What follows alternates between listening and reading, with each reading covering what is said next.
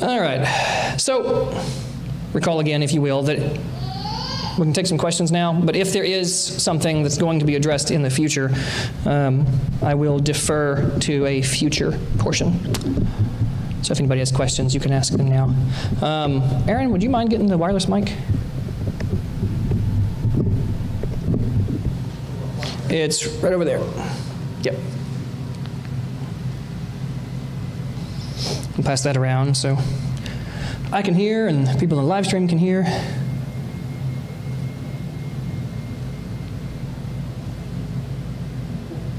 Is the handheld on? Is the handheld mic on? Is it on now? How about now? Okay, there we go. There we go. All right, so do we have any questions? I know Brian's going to have questions. Brian's also going to read live stream questions.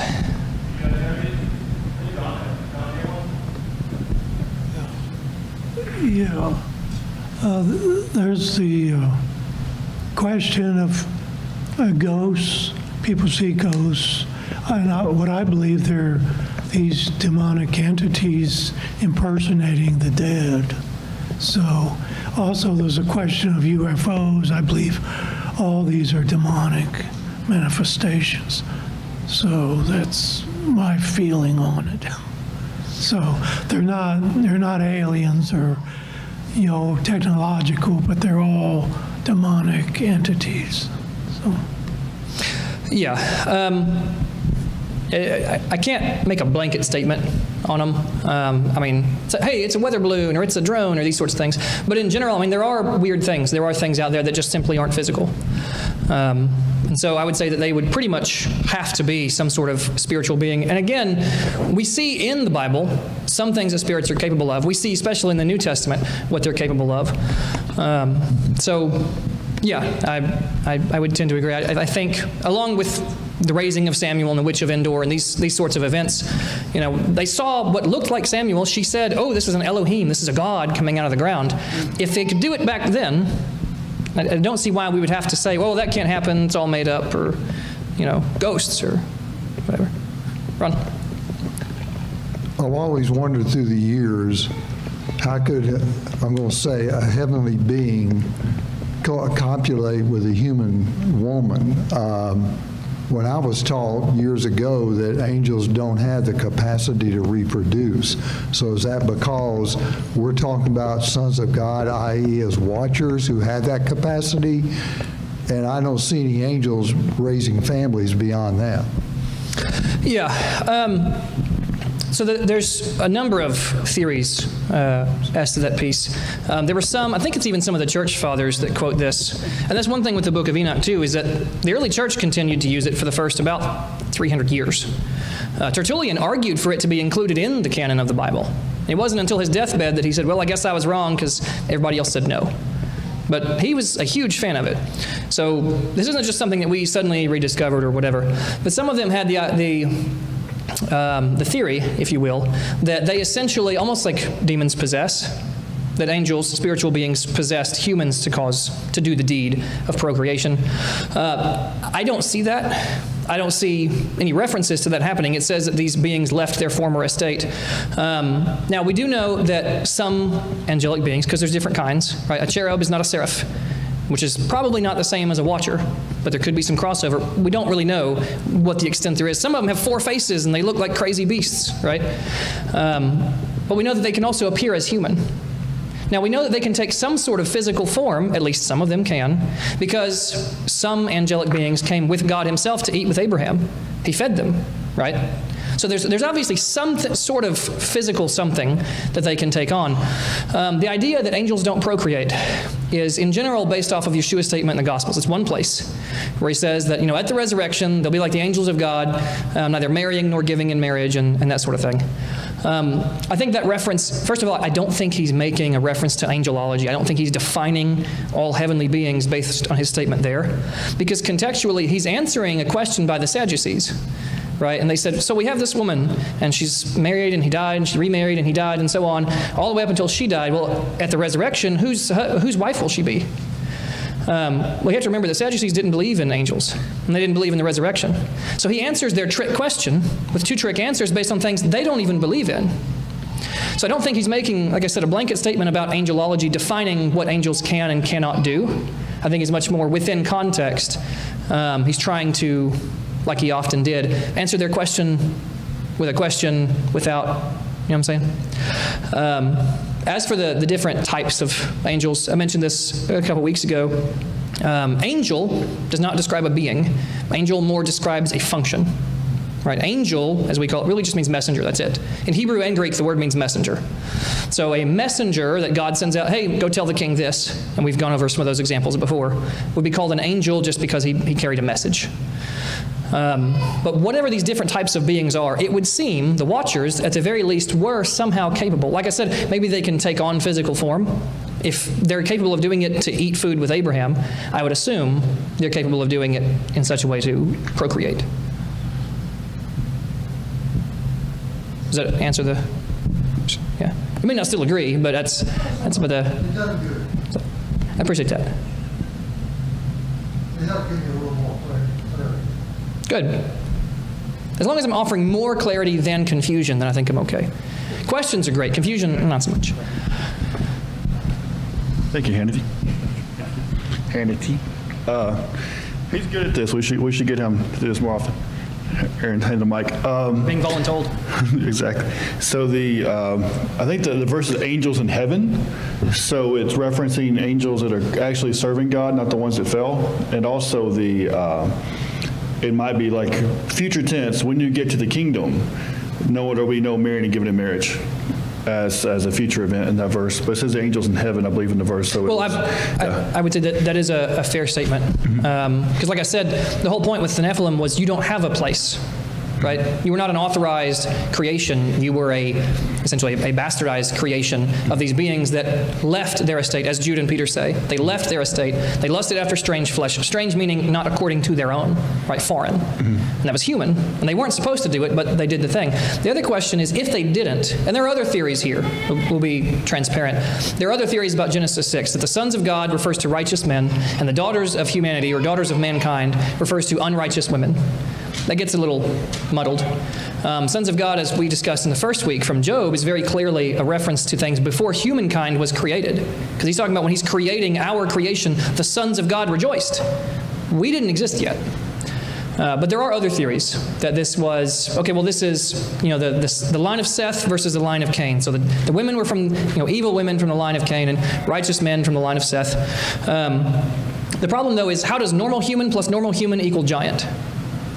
That's another problem, because that's not the way of things. Not everyone was a giant, right? But there clearly were giants. Goliath is a great example.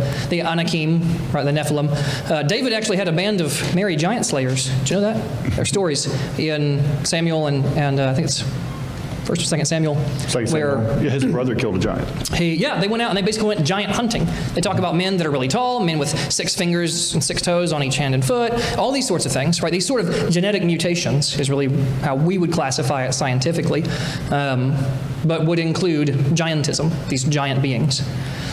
So again, one of my contentions is, if it's simply humans, how does normal human plus normal human equal this gibor, right? Giborim is a Hebrew word, mighty men, it says.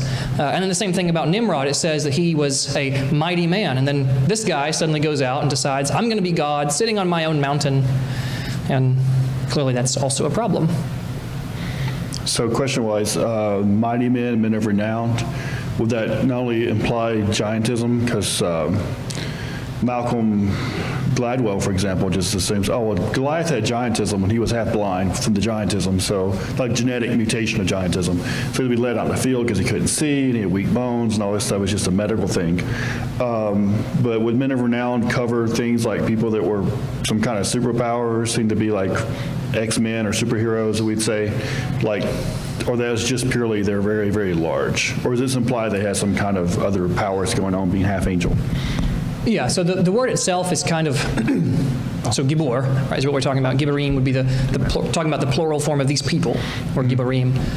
Givor really just means might, strength, power, great in stature, or whatever. It has to be defined contextually. And so again, we know from various other references that a lot of times when this is used, it's talking about their large stature. We know that they had various sorts of what we call genetic mutations. Being 9 feet tall, that's a genetic mutation. That's not normal human stature. Having 6 fingers on each hand, that's a genetic mutation.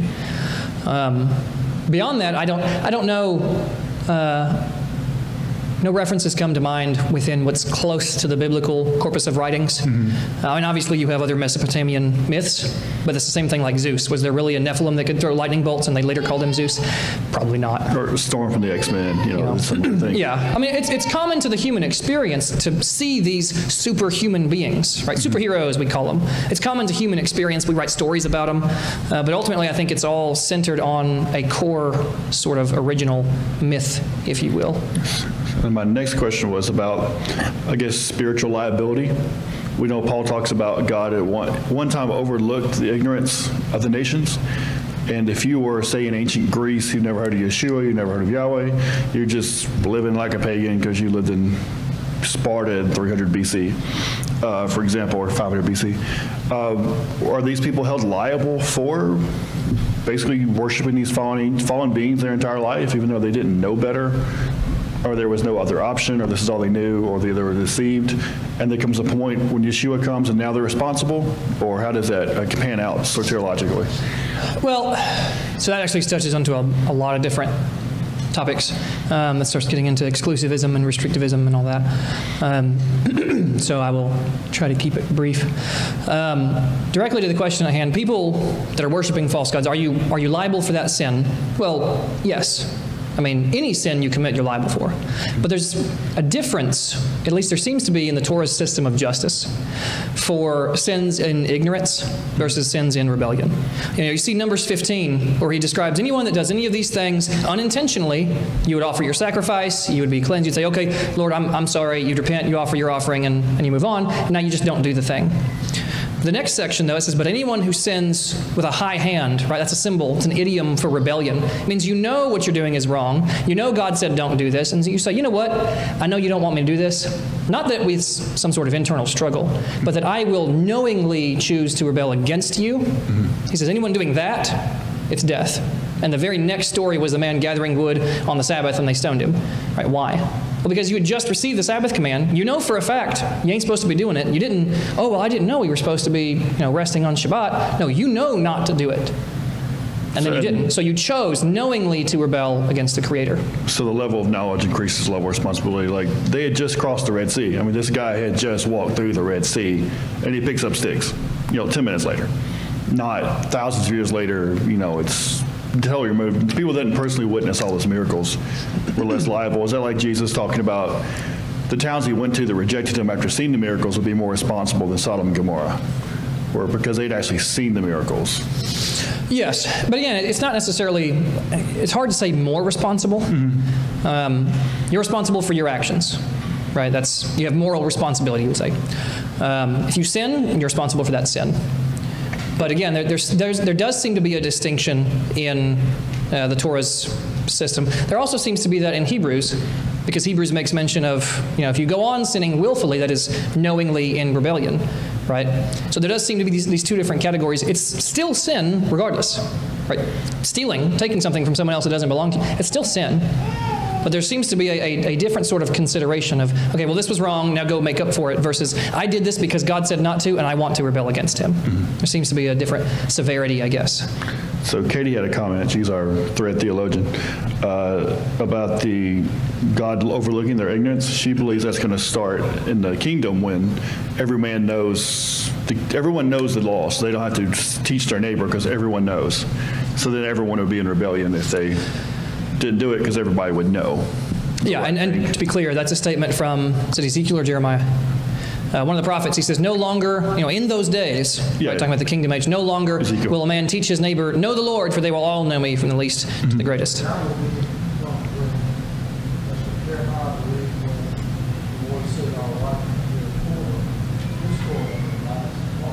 Right. Yeah. Yeah, the new covenant, right?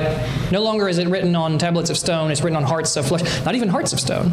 It's written on hearts of flesh. And then, yes, I mean, if he has put his spirit and his word, if he has written his Torah on your heart, clearly you would already know him. So, And Miss Jessie Hanna says a sacrifice is still required even if you unintentionally sinned. So Yes. there's still, once you find out, you're still responsible. There was no Yes, and completely that's- get out of jail free card for that's ignorance. what we call the guilt offering or the trespass offerings. Leviticus 4 or 5, I think it's 5. It covers all the different reasons for that. And basically, it's you did something wrong, but you didn't know it. And so you just go about your day or whatever. But when you learn, hey, this thing that you did 3 weeks ago was wrong, you still have to go and make up for that. Katie Angelo wants to know about the 120 years. Men still live longer than that afterwards. You and I discussed that with Jubilees and some other things before, but she wants to just know more about that. Yeah, so normally that's interpreted to say that God is limiting the lifespan of humankind to 120 years. Right, and again, that's Genesis 6. He says, my spirit will not strive with man forever. And he says, for his days shall be 120 years. Well, then you track forward and you find like Jacob, right? Jacob died, and this was hundreds of years after God says this. Jacob dies, and it says he was 136. Well, did he get extra time? Did God extend Good him for behavior. some special reason or whatever? I don't read Genesis 6 as saying that God is limiting the lifespan of humankind. I read it as saying he's decreed 120 years from right now, 120 years, and then the flood happens. So basically, it's a stopwatch for Noah to start building the ark once he calls him. So I think that 120-year span is that ark construction time period. I don't think it's man's lifespan. We have about 5 votes for Jeff Young to be removed from the thread for this question. We had 5 questions from Jeff. No, we have 5 votes on to be removed from the thread. I have a question. Can God make a sandwich so big that he can't eat it? I thought Daniel Kaplan asked that one, right, Jeff? He's taking Daniel's spot as a... Yeah. Can he, see, I have a really silly answer, and the philosophers hate it. Can he make it a sandwich so big that he can't eat it? Yes. But then he could also eat it. There you go. How about that? It's like, can he make a rock so big that he can't lift it? Yeah. And then he could make himself lift it. So, it's not a problem. Why are these questions problems? Jeff's hungry, apparently. Kara needs to make him lunch. Yeah. Can Jeff make a sandwich so big that Jeff can't eat it? Doubtful. That's what I want to know. Don, did you have a question? Don had a question. It's not exactly a question, but they cover it up with archaeology. Mostly in the 1800s, they found giant skeletons. So, but they send the remains to the Smithsonian that say they would cover it up, and because it did not fit their narrative of evolution. So, I thought that was interesting. Also, another comment on the UFOs is in the actual genuine encounters, they would try to abduct people, but if they could not do it if someone is a Christian, unless a Christian gave them permission. I thought that was an interesting point. So, showing that these beings are spiritual, fallen beings. So, that's all I got there. Yeah, like I said, there's a lot of things, paranormal, those sorts of things that makes everybody uncomfortable. There's clearly something else there. And so I have no doubt that just like anything else, that there's a mediating position. I don't think so many people across time, history, space, multiple different countries, hundreds of years apart, could describe supernatural experiences so similarly and have no influence on anybody else that had a very similar such experience. I'm sure that stuff gets hyped up and some of it's made up, and I'm sure that there's some stuff that really does happen. But yeah, and again, what we know, and this gets into a future part, but the whole thing with demons is, as we see them depicted in the New Testament, they want to possess. They want to be in some sort of host, if you will, some sort of physical thing. So there's obviously a drive for that. So the Norman Doe had 2 questions. One was about basically Noah being pure. Was that moral purity, genetic purity, or both? And then the follow-up question is, if they're all wiped out, why did Moses have to deal with them later? Was that the Nephilim on the earth in those days and afterwards? It's like, how did the afterwards come about? And was Noah genetically pure, or morally, or both? And then, why are we doing it later and still? Yeah, so that comes up in the question of, in this area of study, it's typically called a second incursion. Or the first is when the Watchers descended on Mount Hermon, right? And then according to, again, these extra biblical sources we have, God rounded them up and bound them in hell, in Tartarus, and then sent the flood, and only Noah's family survived, so all these giants out here, they should all be dead, right? Why do they exist later? So again, there's competing theories, one of which is that while Noah being righteous, his sons being righteous, that some of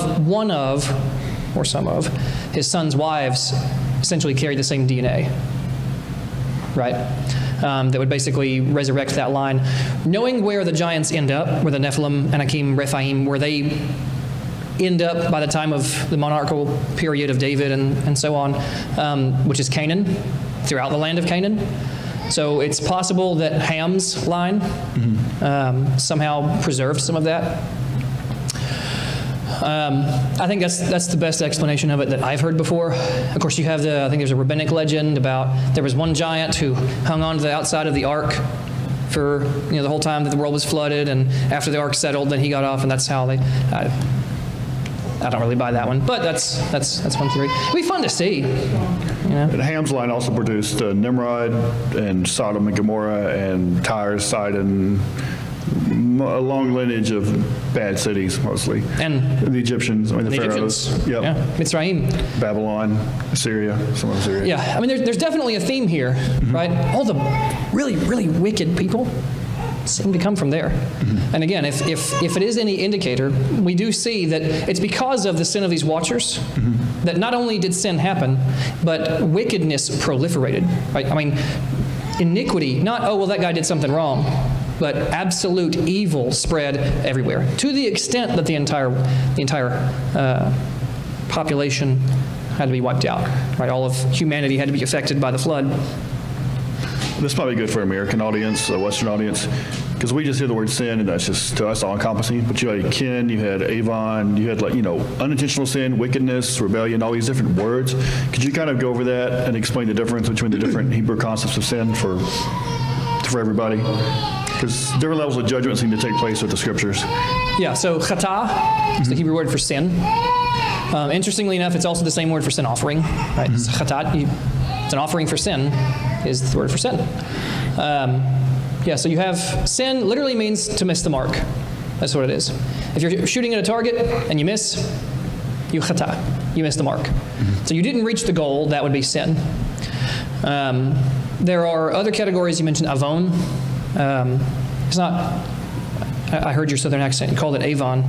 People start talking about makeup. It's that makeup. See, I've heard that sermon before. Yeah, I've heard somebody preach a sermon. Waiting to happen. I've heard the sermon about makeup and how it's evil because Avon means iniquity. I'm from the Southern Kingdom. Not making this up. I've heard that sermon before. It's terrible. Don't do that to people. The Southern Kingdom of Tennessee. Anyway, Avon, So Avon, Avain, depending on what form it's in. Iniquity is much more than just, you missed the mark. Right, you did the thing. You kind of struggled. You did the thing you weren't supposed to. Okay, we'll go make up for it. It's not that.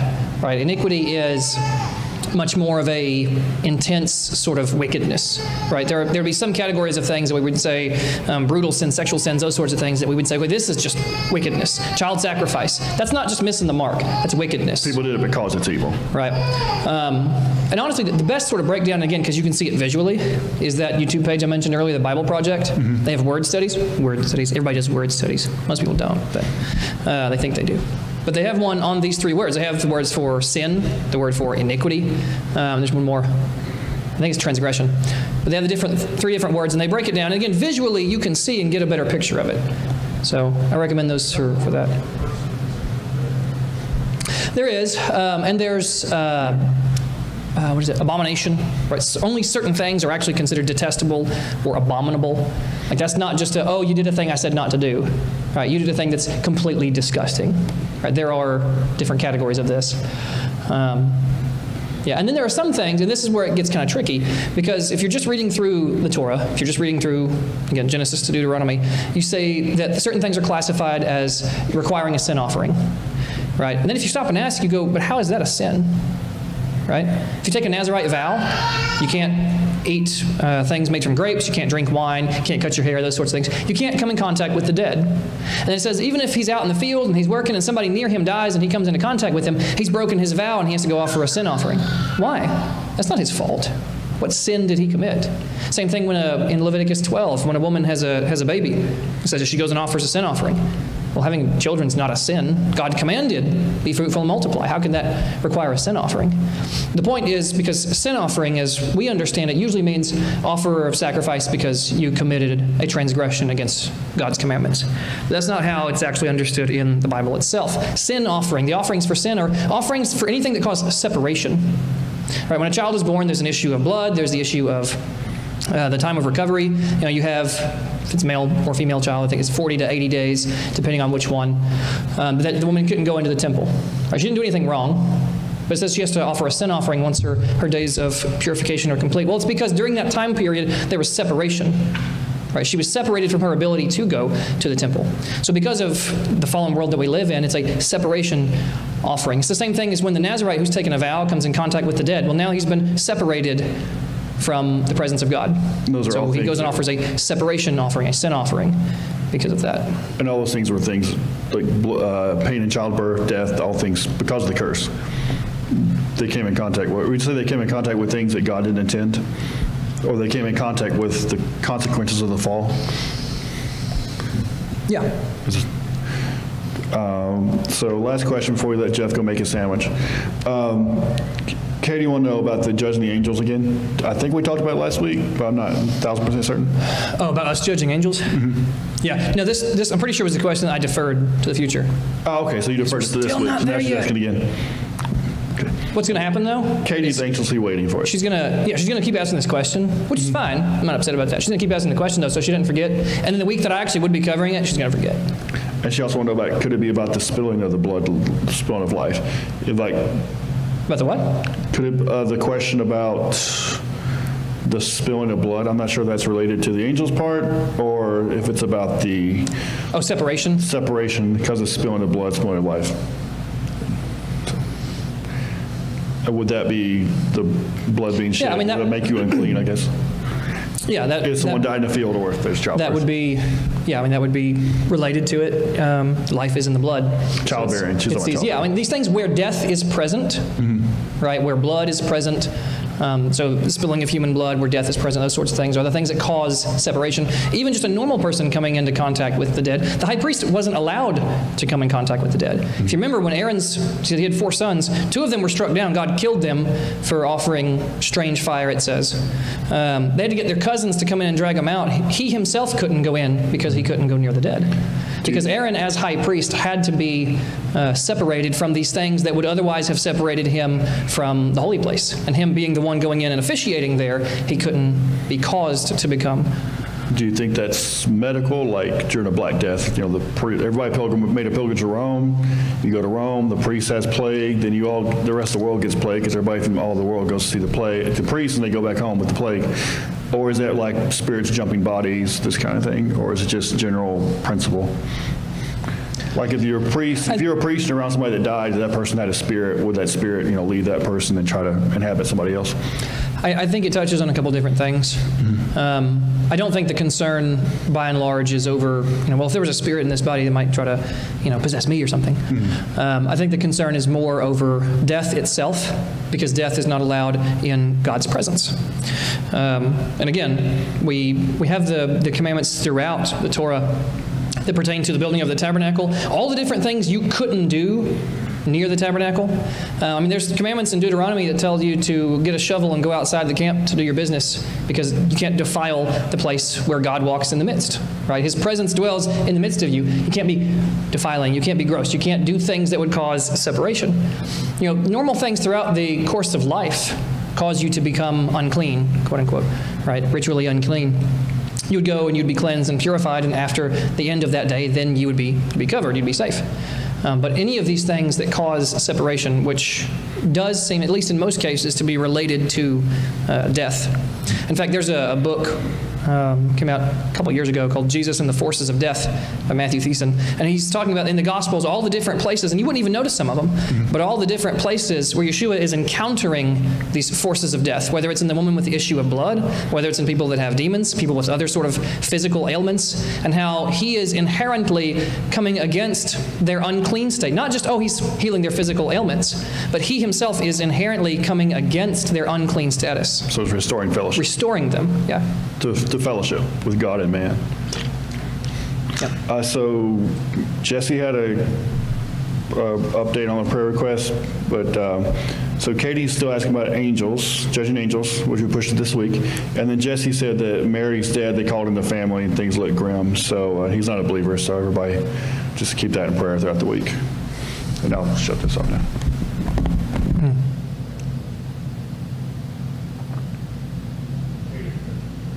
Huh?